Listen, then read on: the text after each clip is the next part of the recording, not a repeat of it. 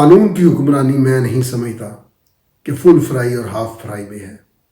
میں نہیں سمجھتا کہ قانون کی حکمرانی جو ہے وہ بندے چھڑانے والوں میں ہے.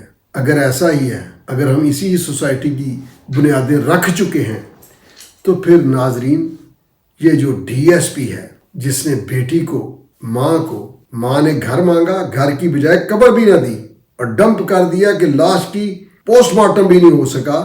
یعنی ڈی اے جی صاحب کے بقول کہ وہ وجہ، اس کی ڈیتھ کی وجہ نہیں بتا رہے تھے، یہ بتا رہے تھے کہ 2 فائر لگے ہیں. اس کا بیان آ گیا. اس کے بعد 174 کی کارروائی جو اس وقت شروع ہوتی ہے جب ایک ان نون میت مل جائے، ایک جس کی پوچھ گچھ ابھی کرنی ہو، جہاں مجسٹریٹ کو موقع پہ بلانا ہو، جہاں یعنی ایک بالکل اندھا قتل یا اس طرح کی صورتحال. وہ پروڈیوسر صاحب آپ کو سیکشن 174 CRPC کا، فوجداری کا دکھا دیتے ہیں.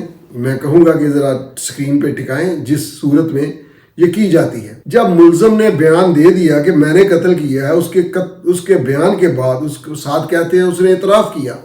جب اعتراف کیا تو پھر 174 فارغ ہو جاتا ہے. پھر میری دانست میں ایک پوسٹ مارٹم رپورٹ رہ جاتی ہے. بعض اوقات ایسا ہوتا ہے کہ لوگ لاش غائب کر دیتے ہیں، پوسٹ مارٹم رپورٹ نہیں، لاش ہی نہیں تو پوسٹ مارٹم رپورٹ کس بات کا. میرے ہی یعنی نئی نسل کو نہیں پتا، اسی شہر میں جاوید اقبال تھا 100 بچوں کا قاتل. وہ تو بچوں کی لاشیں تیزاب میں ڈال دیا کرتا تھا.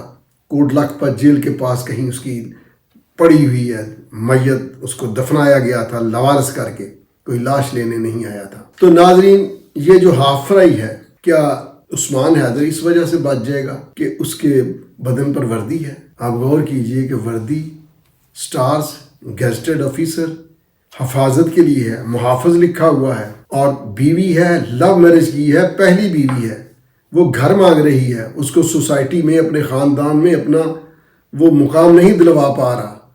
اور یہ جو ایک راستہ نکالتے ہیں کہ جی سوال کر کے کہ کوئی نشے کی بات ہے، اس میں کوئی آئس وغیرہ ہے.